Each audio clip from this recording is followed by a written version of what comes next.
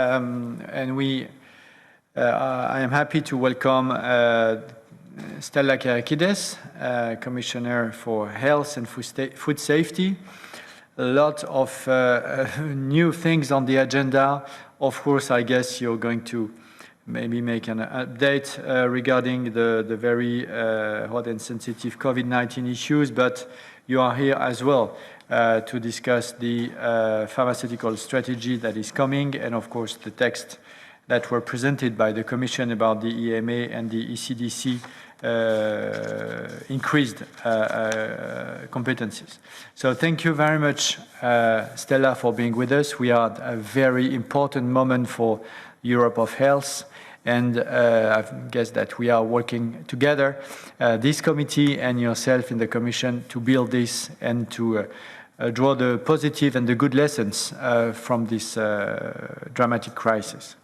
So we are going to have your analysis, your presentation for the next 10 minutes, and then a first round of speakers, coordinators or their representatives, then a second round of 10 questions, and if time allows, catch the eye, and I hope you will be many to be able to participate.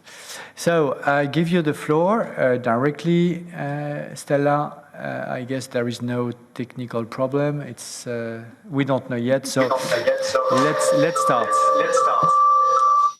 Hello, good afternoon, everyone. Good afternoon, Pascal. Very nice to be able to join the virtual meeting of the ENVI committee. And again, I look forward to being able to be present as we were before. Over the last 8 months, the EU, and not only, has learned very many important lessons. We have learned on the importance of solidarity. We have learned the importance of cooperation. We have learned that fragmentation makes us a great deal more vulnerable. And we have also learned of the importance of a sound and sustainable system needed to protect public health.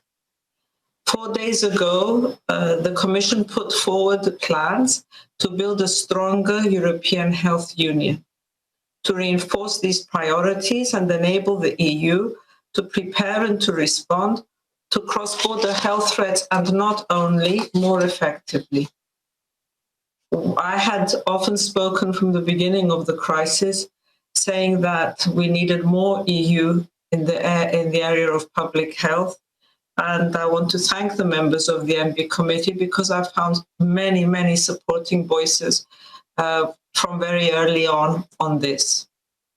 We need to provide better support to EU citizens and increase their capacity to coordinate, and to ensure that we come out of this crisis stronger and in more solidarity.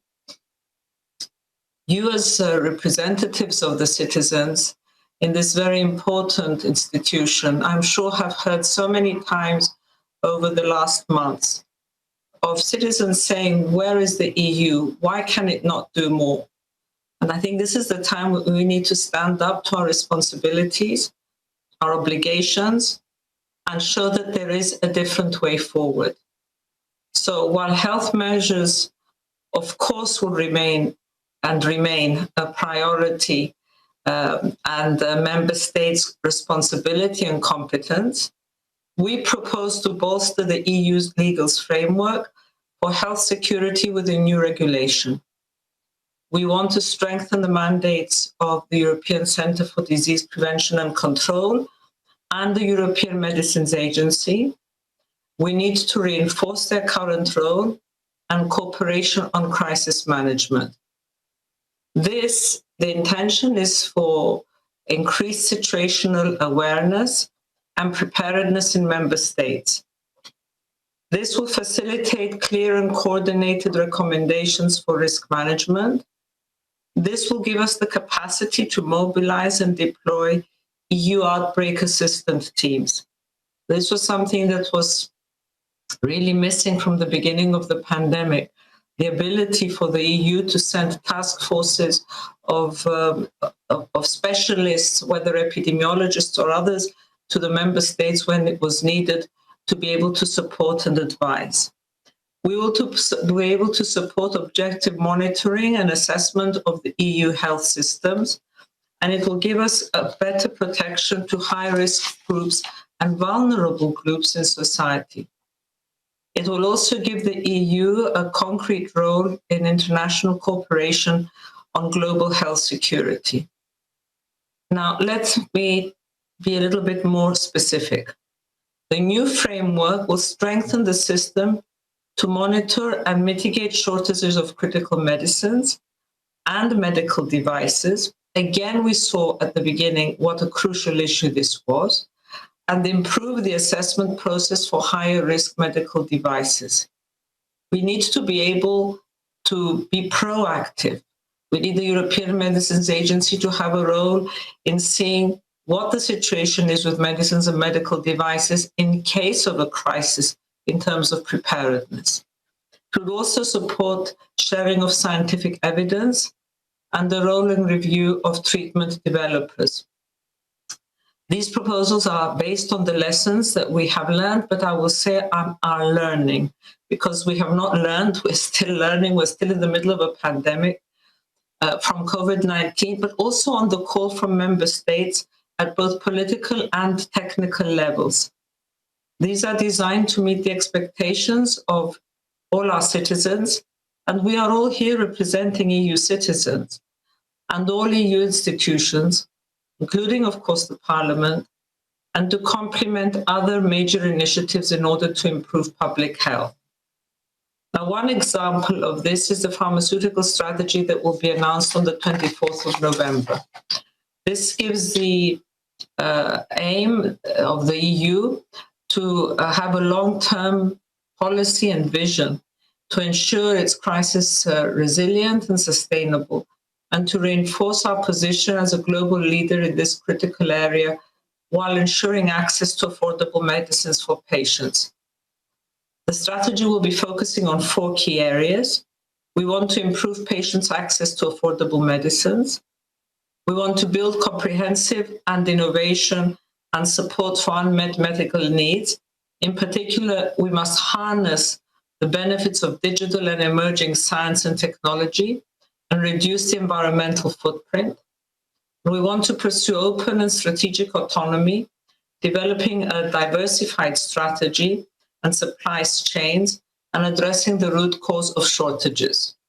And finally, we want to promote EU influence and competitiveness at the global level and the level playing field for all those operators within the EU. So the Pharmaceutical Strategy will be addressing both short-term challenges linked to COVID-19 and, of course, the longer-term challenges linked to unmet medical needs, strategic autonomy, and sustainable health systems, which we knew were there from before the pandemic. And the strategy was actually part of my mandate from when we came into this position. So it's not as a result of the pandemic, but it's definitely we have highlighted and adjusted it according to the realities of COVID-19. So the European Parliament's resolution on the 17th of September provided a very important input for our proposals. You will see this reflected in the strategy. It included a very useful and balanced analysis, I thought, of the possible policies and measures that we could envisage at EU level through legislation and through cooperation. However, I need to underline something which I think is important, that both the Pharmaceutical Strategy and the Health Union, we can only see these as just the beginning. These are the first pages, these are the foundations of what we are trying to achieve together to set Europe on a better and a stronger course for public health. And this, I believe, is something that we can achieve. We will be working very closely together with the European Parliament, but of course with all the member states and all the stakeholders. And it's up to us. It's up to us at this opportunity to convince everyone that this is the way forward, and also not to lose this opportunity, because out of crisis come opportunities, I always say, and we now have the opportunity to lay the foundations for a stronger health union within for Europe. So I look forward closely to our strong and close cooperation and stronger health systems for Europe's citizens. And I just like in ending, I do not want to take up more of your time because I would like to be able to have the opportunity to exchange views, just to share with you that the current situation across all the member states is really very critical in terms of COVID-19. And we are seeing member states' health systems again being put under added pressure. What we're also seeing, and I wanted to highlight this and share it with the ENVI committee, because I'm sure that you as representatives of the citizens are aware of it, and we need to all have the same voice. What we're seeing, which is different to a large extent from the initial first months, is the COVID pandemic fatigue of citizens. Their difficulty to adhere to measures, the difficulty to comply with quarantines, with contact tracing. And this is, and you're also seeing a lot of more misinformation and fake news. And this is creating even more public health problems in many of the member states. All our member states, and I don't think there is any exception, have been forced to take measures which are painful to the citizens and painful to the economies. But we need to really have a common voice in our communication to ensure that citizens understand that until we have a safe and effective vaccine, and there is some good news coming out of that area, but we are not there yet, until we have that, the only way forward is for them to follow the measures. So I would ask you in all your areas, in all the member states, to have this common voice, because citizens expect from us clear and coherent messages. They expect of us a message of hope that we will deal with this together, and they expect from us a message for the future, that out of this, we will have a stronger European health union. Thank you.